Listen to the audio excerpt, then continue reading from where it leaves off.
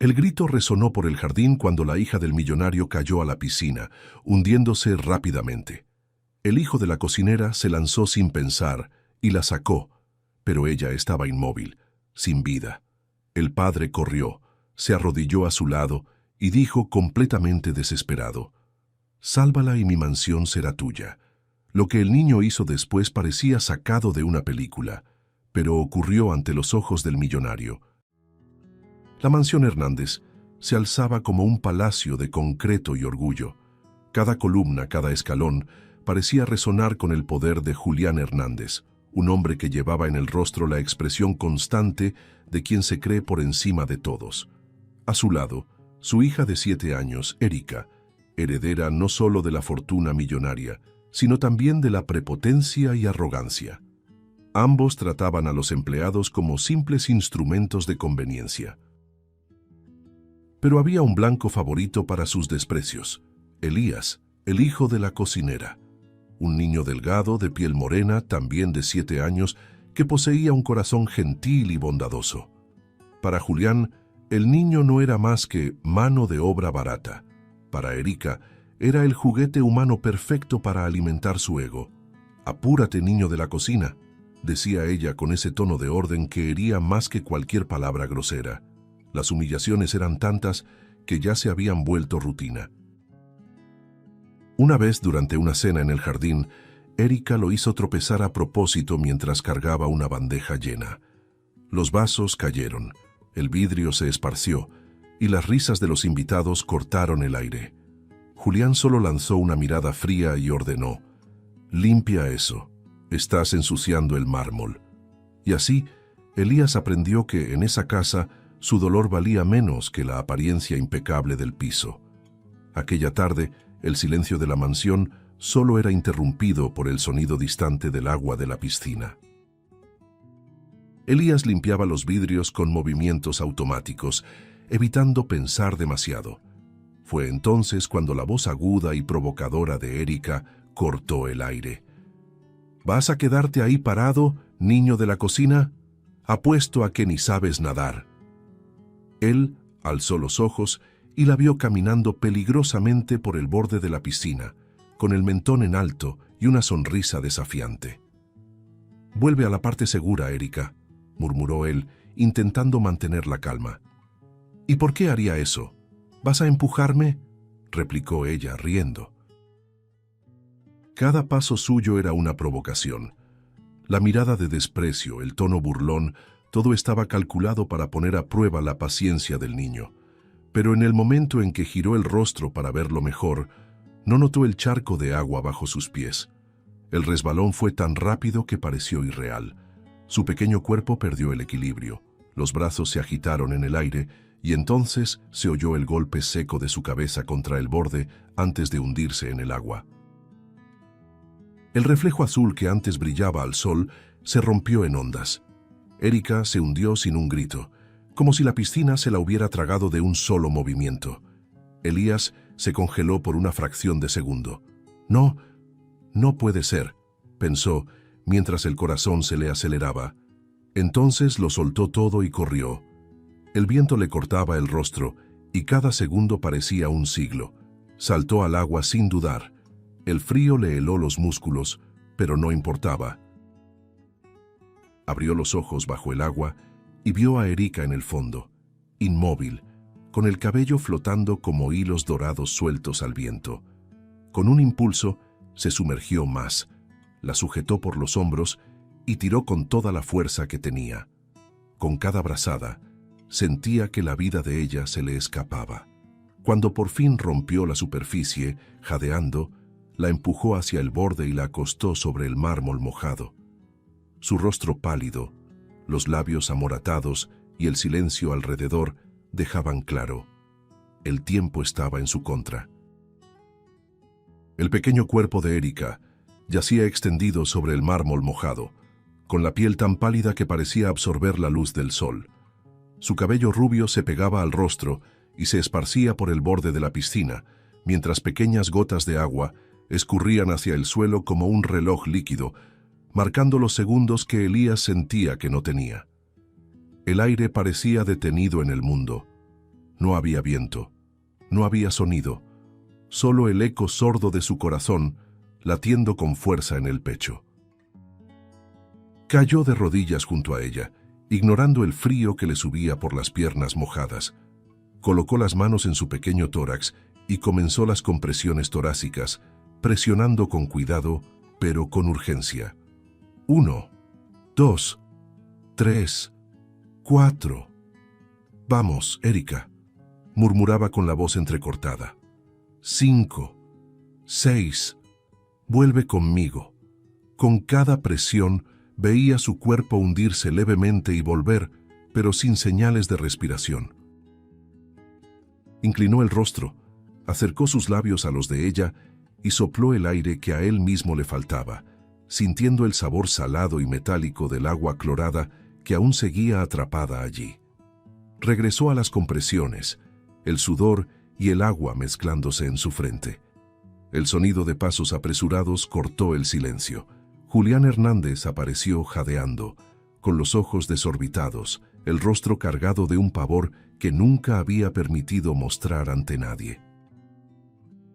Al ver a su hija inmóvil y al niño sobre ella, explotó. «¿Qué le hiciste?»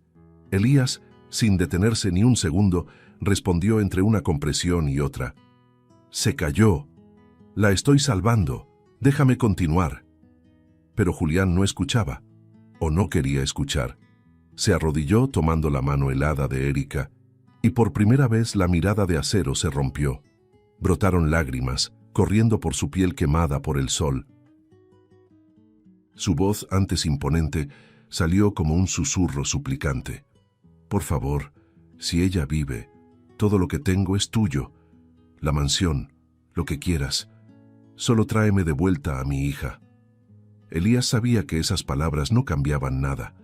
No estaba allí por promesas, dinero o mansiones.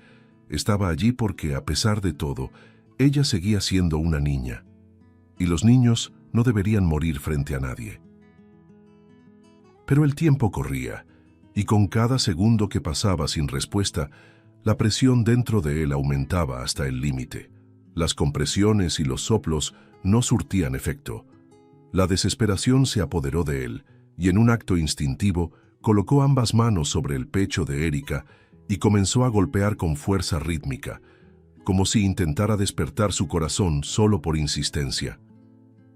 «Dios, despiértala, no dejes que se vaya», gritaba, la voz quebrada. Julián abrió los ojos, asustado. «¡Para!» «Vas a lastimarla», intentó detenerlo. Pero Elías se soltó con un movimiento brusco y continuó, con los brazos y hombros ardiendo por el esfuerzo. Cada golpe llevaba no solo fuerza física, sino todo el peso de una vida de humillaciones, el miedo sofocante y una súplica silenciosa para que ocurriera ese milagro. «Respira, Erika, respira», imploró, acercando su rostro al de ella, casi llorando sobre la niña. Entonces, un sonido débil, como un sollozo ahogado, surgió. Elías se quedó inmóvil por un instante. Julián, sin parpadear, se inclinó para escuchar mejor. Otro acceso de tos, esta vez más fuerte. Un chorro de agua salió por la boca de Erika, seguido de un llanto ronco, pero vivo. Sus ojos, azules y confusos, se abrieron lentamente, como si buscaran entender dónde estaban. Julián soltó un sollozo de alivio, el cuerpo desplomándose sobre su hija, abrazándola con fuerza, casi con miedo de soltarla y verla desaparecer de nuevo. Besó su frente repetidas veces, las lágrimas mezclándose con el agua que aún escurría. Elías, por su parte, retrocedió tambaleándose, la respiración agitada, sintiendo que todo su cuerpo temblaba. Su corazón latía tan fuerte que parecía que iba a explotar. Había vencido a la muerte en ese instante, pero en el fondo sabía que la verdadera batalla con ese hombre y esa familia apenas comenzaba. La noche cayó sobre la mansión Hernández como un manto pesado. Erika estaba viva, pero el susto había dejado marcas. El médico de la familia llegó de inmediato y constató que, aunque no había riesgo de vida, el golpe en la cabeza y el tiempo que pasó sumergida causaron una leve dificultad motora y mareos constantes. Por precaución, debía permanecer en reposo, sin esfuerzos físicos, bajo observación diaria. Por primera vez, la voz autoritaria de Julián sonaba casi temblorosa al dar órdenes para que nada, absolutamente nada, molestara a su hija. La ausencia de Erika en los pasillos dejó la casa extrañamente silenciosa. No había pasos apresurados bajando las escaleras, ni provocaciones cortando el aire. Elías, aunque aliviado por haberla salvado, sentía un peso distinto. Sabía que, a pesar de seguir con vida, el vínculo entre ellos, si es que alguna vez existió, seguía roto. Pasó la noche reviviendo lo que había ocurrido, con el cuerpo aún adolorido por el esfuerzo y la mente ardiendo con las imágenes de la piscina. A la mañana siguiente, el sol apenas había asomado por las altas ventanas cuando Julián lo llamó al despacho. El ambiente olía a café recién hecho y a tensión. El millonario, de pie detrás del escritorio, respiraba hondo, como quien ensaya las palabras. Elías, comenzó con una voz más baja de lo normal. Yo no tengo cómo agradecerte. Ayer salvaste a mi hija. Si no fuera por ti, ahora ella no estaría respirando.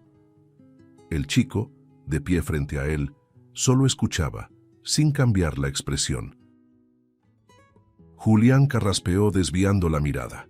Sobre lo que dije, la mansión fue en el calor del momento. No quise, no es que no quiera compensarte, pero puedo ayudarte de otras formas. Puedo darte una buena suma, cubrir tus estudios, ropa nueva, lo que necesites.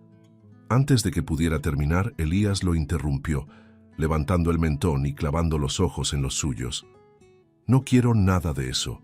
Solo respeto es suficiente.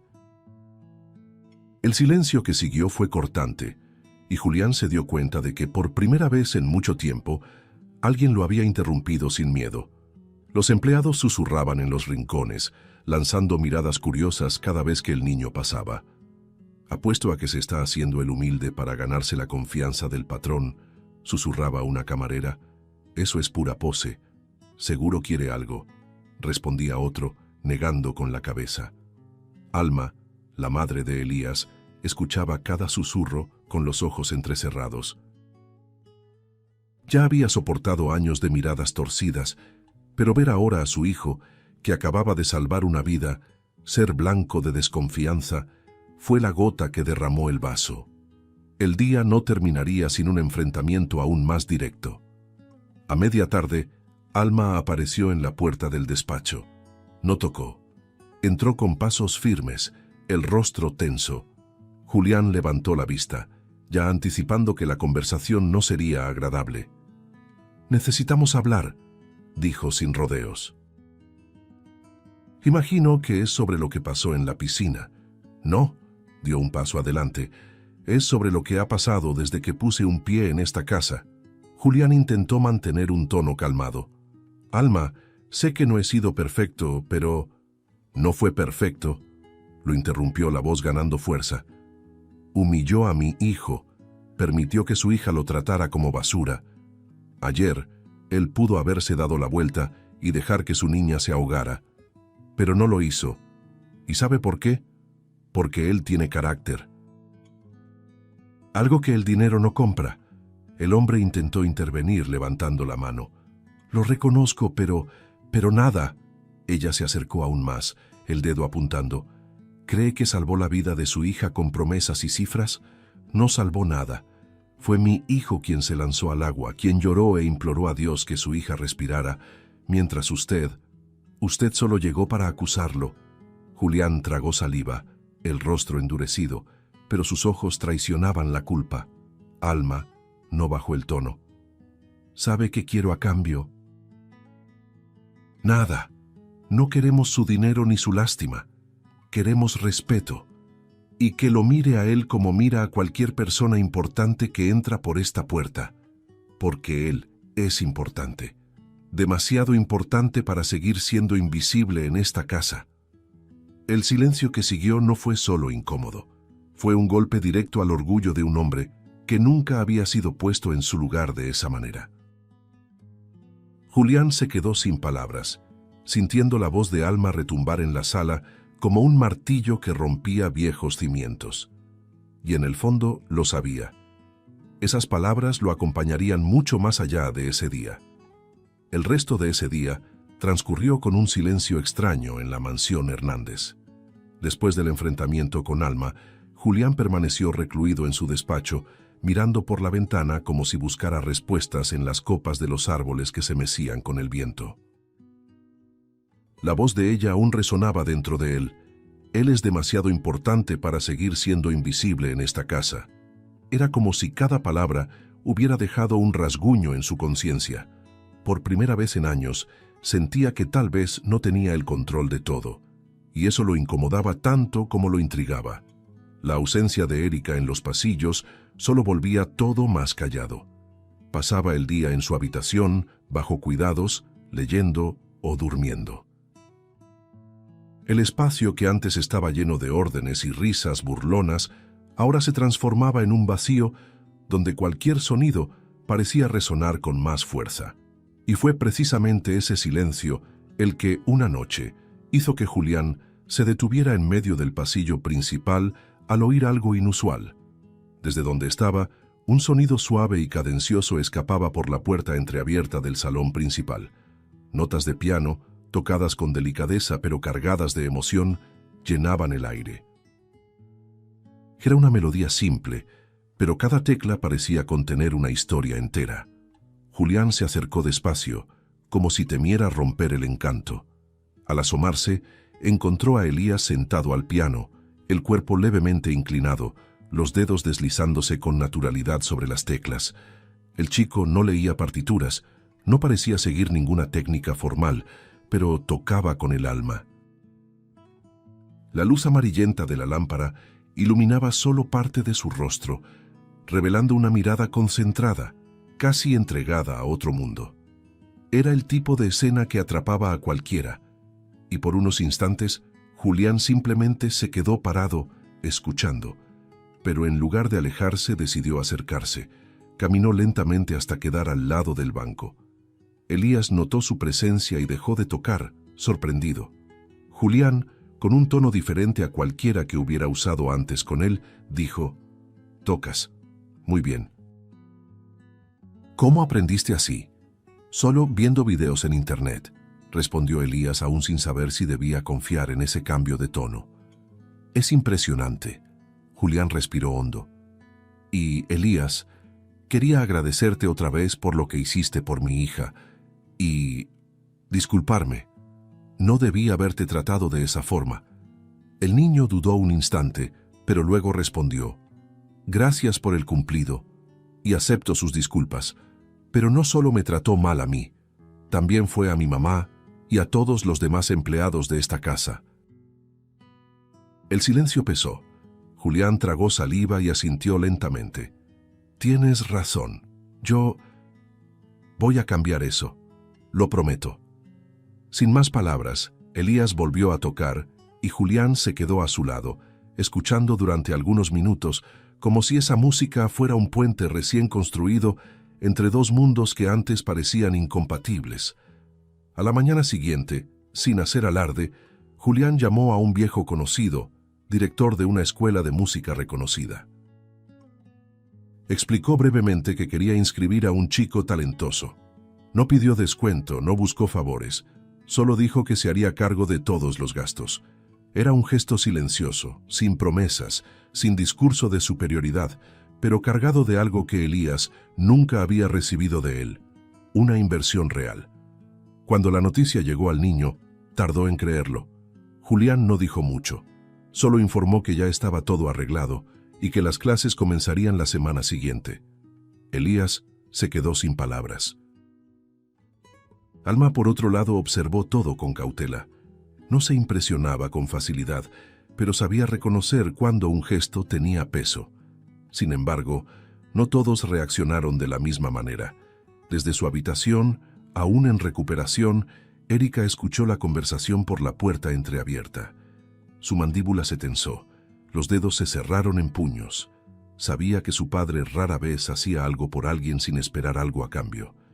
Y en ese instante, una semilla de incomodidad y envidia comenzó a germinar. En el fondo, la niña temía que, poco a poco, ese niño de la cocina empezara a ocupar un lugar que antes era solo suyo. La envidia que se acumulaba en Erika no era como una explosión repentina, sino como un veneno lento que se esparcía día tras día. Confinada en su cuarto a causa de las secuelas del accidente, veía la vida seguir sin su presencia constante y, más doloroso aún, escuchaba a su padre hablar de Elías con un tono que antes era exclusivo para ella. Lo elogiaba delante del personal, preguntaba por sus clases de música e incluso lo llamaba a tener pequeñas charlas en el despacho.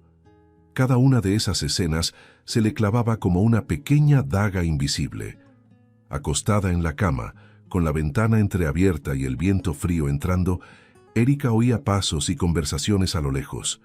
Siempre que surgía el nombre del niño de la cocina, fruncía el ceño, mordía el labio y apretaba la sábana. Antes, no había espacio para que nadie ocupara el centro de atención de Julián. Ahora parecía que su padre había encontrado un nuevo motivo de orgullo. Y lo peor era que todos, desde los guardias hasta la encargada de la limpieza, trataban al chico con una nueva deferencia, como si hubiera subido unos peldaños en la escala invisible de esa casa. La idea que sembraría el próximo conflicto nació de un impulso mezquino, casi instintivo. Erika se levantó lentamente, sintiendo un leve mareo, y fue hasta su tocador. Abrió la cajita de joyas donde guardaba collares, pulseras y anillos que le habían regalado en cumpleaños y fechas especiales. Pasó los dedos por las piezas, eligiendo las más llamativas: un collar de perlas artificiales, una pulsera dorada con pequeños dijes y un anillo con una piedra azul brillante. Las sostuvo en la palma de la mano y las miró por un momento, como si ya pudiera ver el plan concretado. Las envolvió en un pañuelo de seda rosa, apretándolo bien para que no se cayeran. El corazón le latía más rápido, pero no por miedo. Había una emoción oscura, casi un placer anticipado. Sabía exactamente cuándo actuar. Esperó hasta que la cocina estuviera en silencio, con el olor a pan recién horneado aún en el aire, y escuchó a lo lejos el sonido de Elías ayudando a descargar bolsas en el patio. Aprovechó el momento para entrar en el pequeño cuarto de él. Era un espacio sencillo, con una cama angosta y un armario desgastado. El sol entraba por la ventana, iluminando la sábana gastada y la almohada arrugada. Sin dudar, Erika levantó la almohada y colocó el paquete debajo, ajustándolo de manera que nada se notara fuera de lugar. Al salir, respiró hondo y cerró la puerta con cuidado, regresando por el pasillo con pasos livianos, como si nada hubiera pasado. Horas después, comenzó la farsa. Erika entró en el salón principal donde Julián leía algunos documentos. Abrió la puerta con fuerza y habló alto, con una voz cargada de falsa indignación. «Papá, mis joyas, desaparecieron». Julián levantó la vista, sorprendido. «¿Cómo que desaparecieron?» «Vi a Elías en mi cuarto. Estaba revisando mis cosas. Tuvo que haber sido él», remató, con una firmeza que no dejaba espacio para dudas. El cambio en el rostro de Julián fue inmediato. El tono frío dio paso a una expresión cargada de rabia y decepción. Se levantó de golpe, empujando la silla hacia atrás.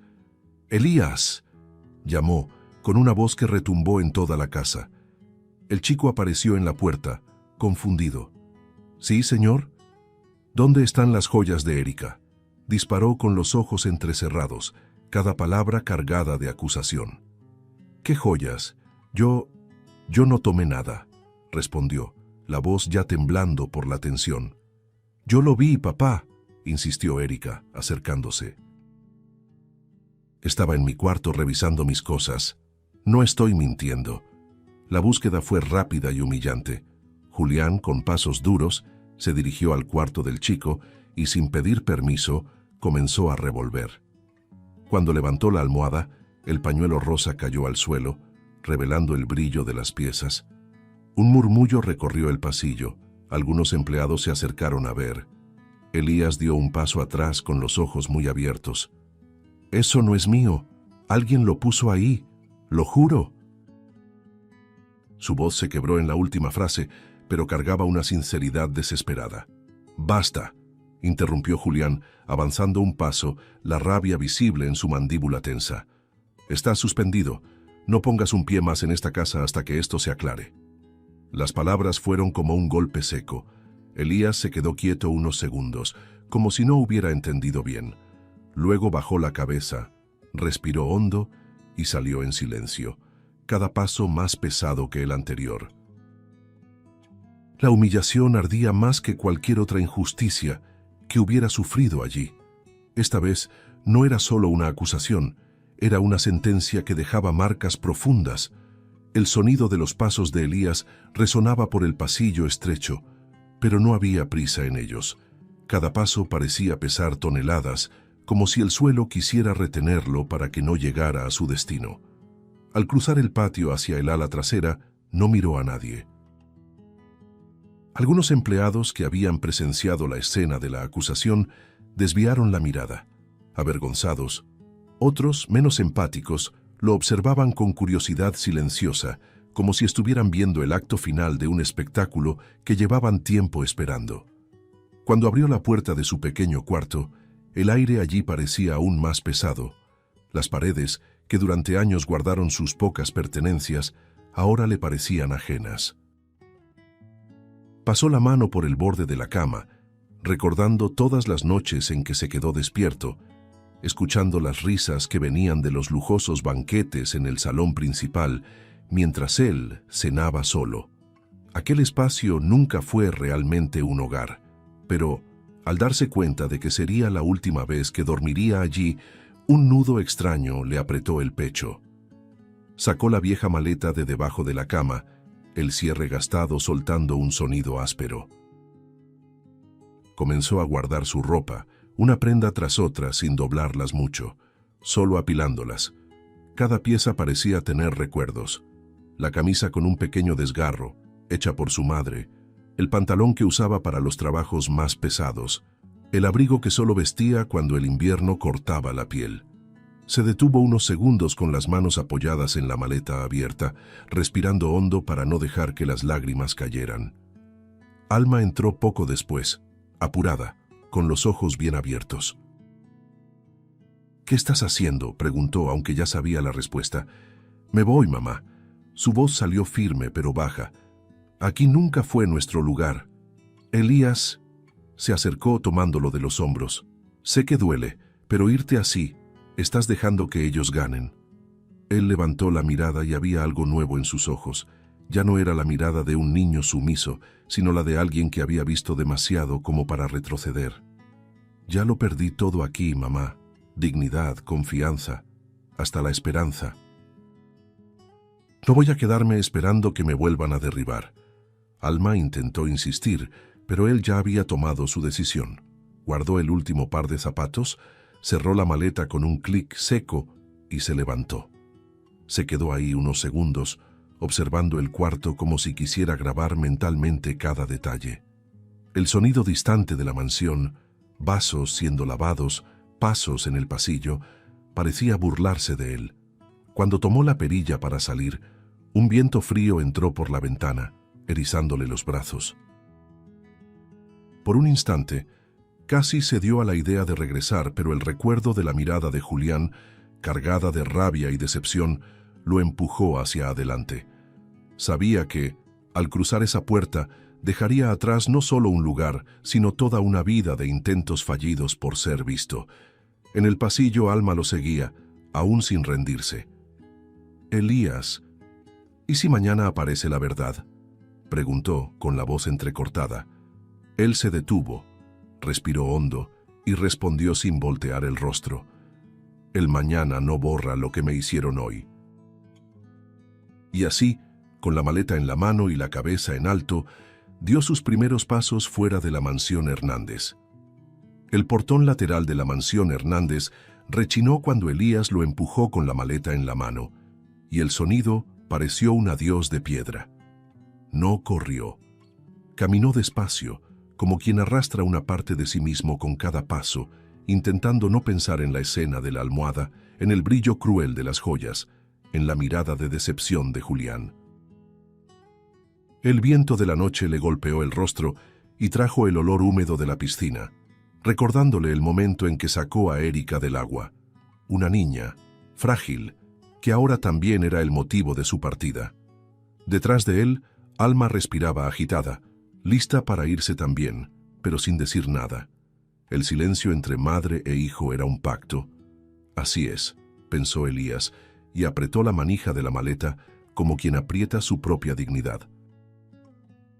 Al otro lado de la casa, Julián subía las escaleras con pasos pesados, sin aceptar la inquietud que le roía el pecho.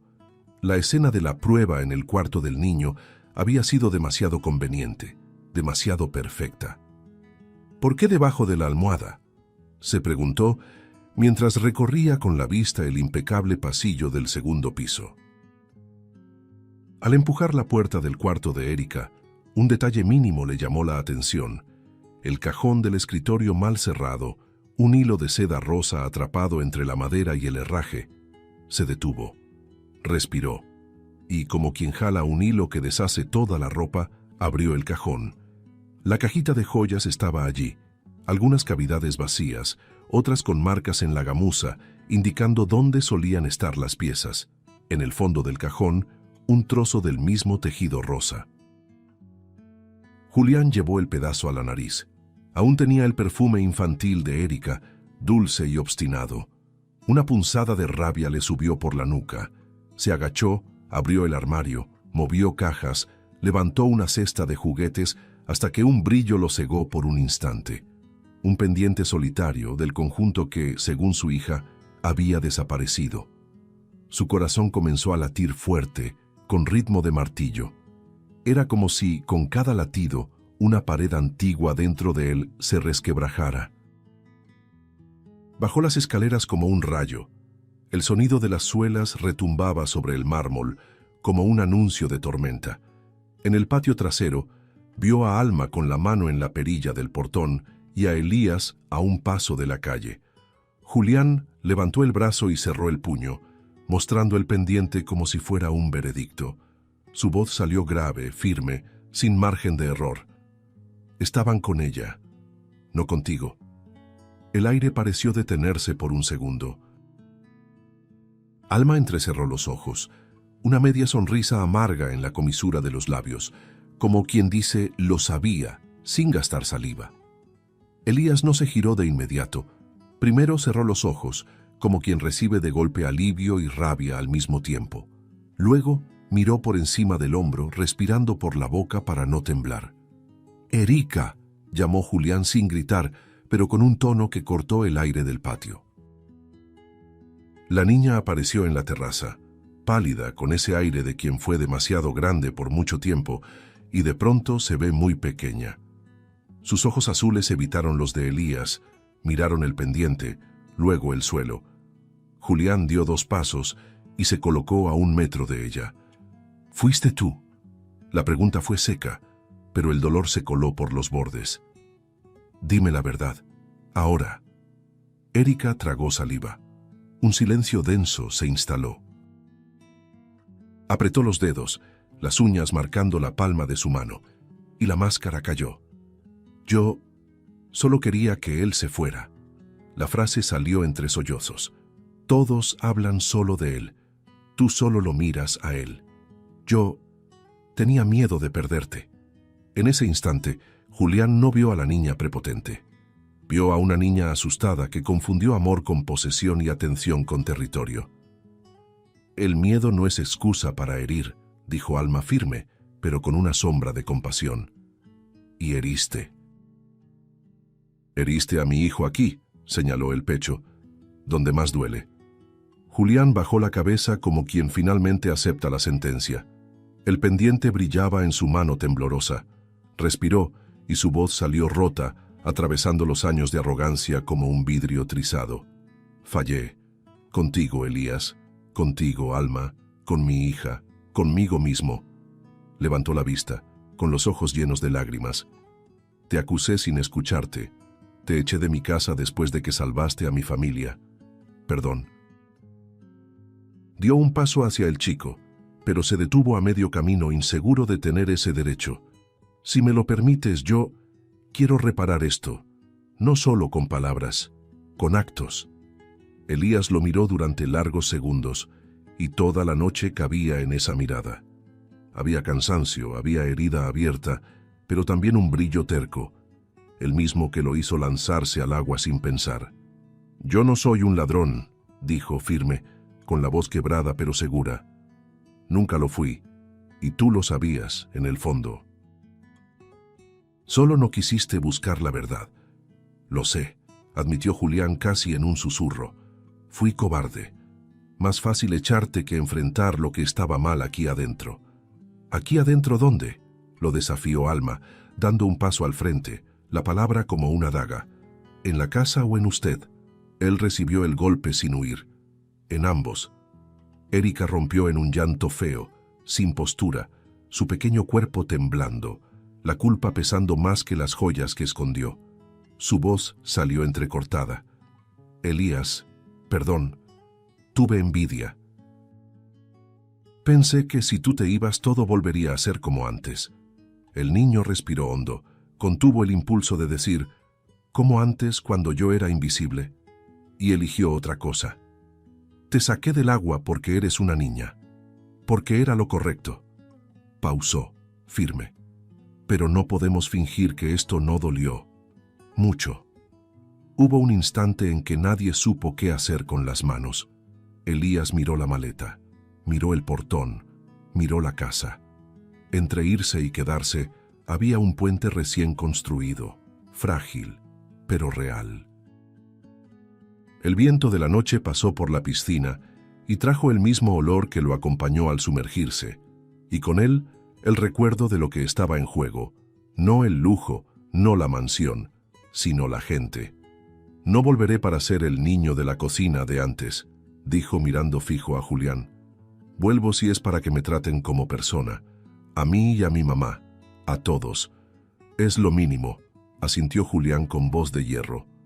A partir de ahora, ese será el suelo de esta casa. Entonces empezamos, dijo Julián más para sí que para los demás, como quien pone por dentro el primer ladrillo. Nadie aplaudió. No era una escena para aplaudir, era de respiración contenida, de promesas que debían amanecer en pie, y mientras la noche se tragaba las últimas palabras, una pregunta quedó colgada, terca, entre el portón y la puerta de la casa. Prometer es una cosa, vivir la promesa es otra historia que aún debe escribirse. A la mañana siguiente de la revelación, la mansión Hernández parecía otra. No había gritos de órdenes ni pasos apresurados resonando por los pasillos. En su lugar flotaba un silencio diferente, no de miedo o tensión, sino de expectativa. Julián ya estaba despierto temprano, algo poco común. No estaba en el despacho ni al teléfono con clientes. Estaba en la cocina, tomando café sentado a la mesa, un hábito que no recordaba haber tenido ni siquiera con su propia familia. Cuando Elías entró vacilante, el millonario se levantó. «Buenos días», dijo como si fuera lo más natural del mundo.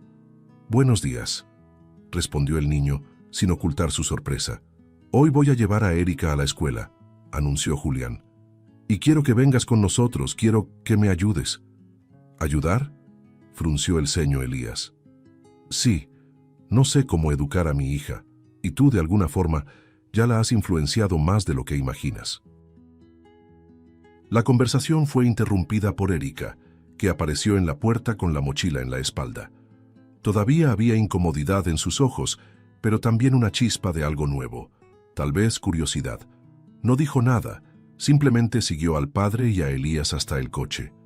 Durante el trayecto, el ambiente era silencioso. Erika miraba por la ventana, Elías jugaba con el cierre de su mochila y Julián parecía buscar algo que decir. Hasta que a mitad del camino rompió el hielo. «Erika, ayer fue un día duro, pero quiero que entiendas, el respeto es la base de todo». «Lo sé», murmuró ella. Estoy intentando entender eso. Elías, desde el asiento trasero, añadió: no se trata de ser perfecto. Se trata de escuchar y tratar de mejorar. Durante las semanas siguientes, Julián empezó a poner sus palabras en práctica. Comenzó a hacer las comidas con Erika, a preguntarle sobre su día y a escucharla sin interrumpir.